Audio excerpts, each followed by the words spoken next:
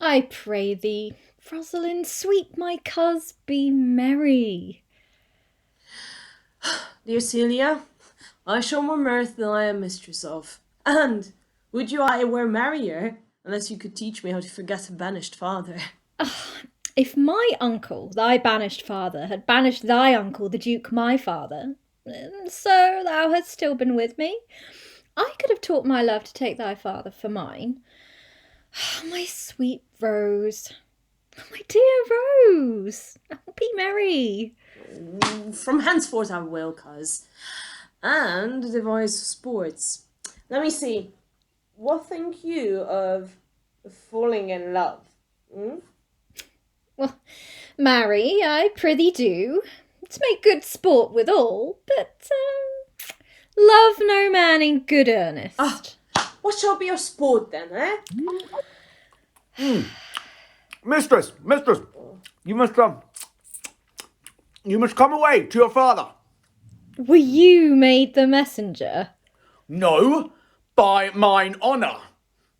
But I was bid to come for you. Well learned you that, old fool. Of a certain knight that swore by his honour that they were good pancakes, and swore by his honour that the mustard was naught. Now, I will stand to it that the pancakes are naught and the mustard is good, and yet was...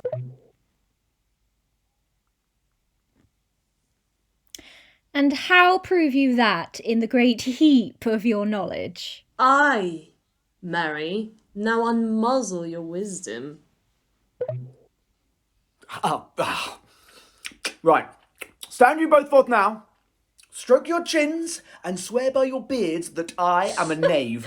By our beards, if we had them, thou art. And by my knavery, if I had it, then I were. But if you swear by that, that is not, you are not forsworn. No more was that knight swearing by his honour, for he never had any, or if he had sworn it away before he ever saw those pancakes. Oh, that mustard. Bonjour, Madame Le Beau. What's the news? Fair princess, you have lost much good sport. Sport? Of what colour? Oh, what colour, madam? How shall I answer you? As wit and fortune will. Or as the destiny's decree. Oh, Sorry. well said. I was laid on with a trowel. You amaze me, ladies. I would have told you of good wrestling which you have lost the sight of. Yet, tell us the manner of the wrestling. There comes an old man and his 3 sons. The eldest of the 3 wrestled with Charles, the Duke's wrestler, which Charles in a moment threw him and broke 3 of his ribs, so there is little hope of life in him. So he served the 2nd, and so the 3rd. Ooh. Well, shall we see this wrestling, cousin? It is the first time that ever I heard the breaking of ribs was sport for ladies.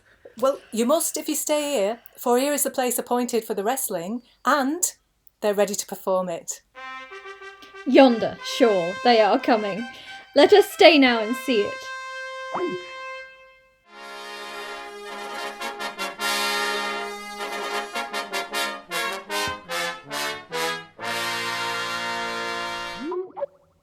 How now, daughter and cousin? Are you crept hither to see the wrestling? Aye, my liege. So please you give us leave. You'll take little delight in it, I can tell you.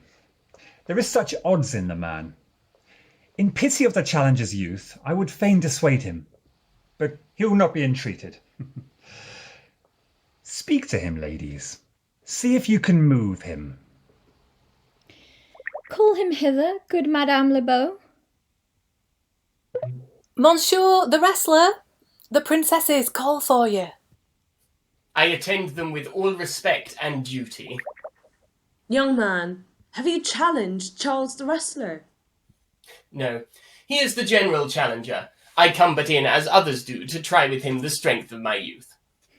Your spirits are too bold for your years. We pray you, for your own sake, to embrace your own safety and give over this attempt.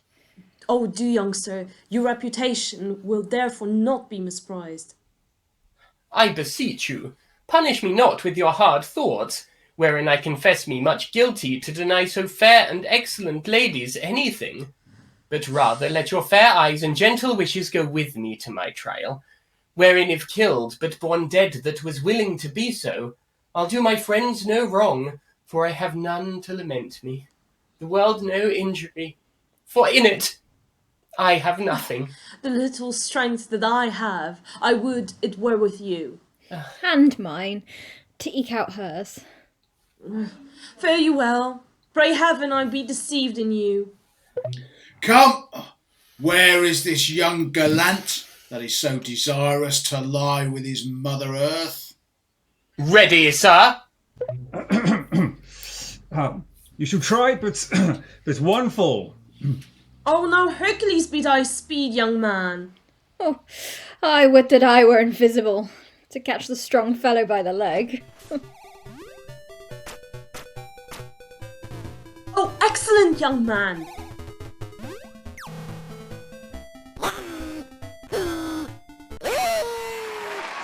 No more, no more. Yes, I beseech your grace. I am not yet well breathed. How dost thou, Charles? He cannot speak, my lord. Oh, bear him away. What is thy name, young man?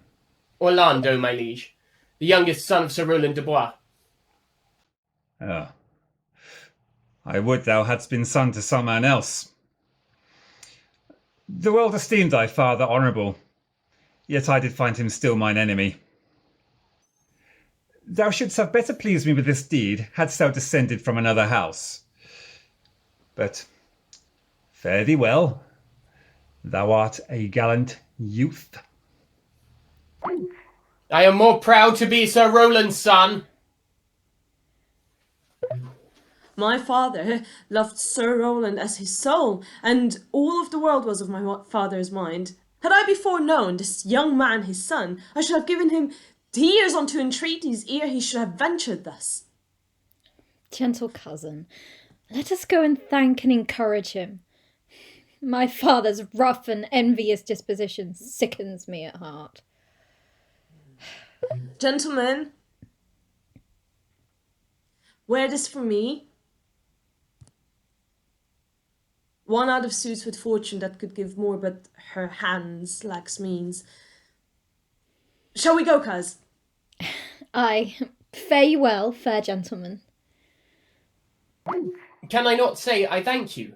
My better parts are all thrown down, and that which here stands up is but a quintain, a mere lifeless block. He calls us back. My pride fell with my fortune. I'll ask him what he would. Did you call, sir? Oh, sir, you have wrestled well and overthrown more than your enemies. Will you go, coz? Have with you. Very well. Very well. What passion hangs these weights upon my tongue? I cannot speak, and yet she urged conference. Oh, poor Orlando, thou art overthrown.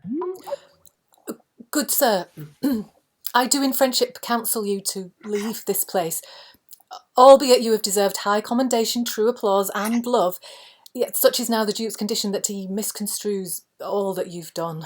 I thank you, but tell me this, which of those two was daughter of the Duke that here was at the wrestling? Well, neither is daughter if we judge by manners. But yet, indeed, the lesser is his daughter. The other is daughter to the banished Duke, and here detained by a usurping uncle to keep his daughter company, whose loves are dearer than the natural bond of sisters. But I can tell you that as of late, the Duke hath ta'en displeasure against his gentle niece, grounded upon no other argument but that the people praise her for her virtues and pity her for her good father's sake. And on my life, his malice against the lady will suddenly break forth. Fare you well. Hereafter, in a better world than this, I shall desire more love and knowledge of you. I rest much bounden to you. Fare you well. Thus must I from smoke into the smother, from tyrant duke unto a tyrant brother. But oh, heavenly Rosalind,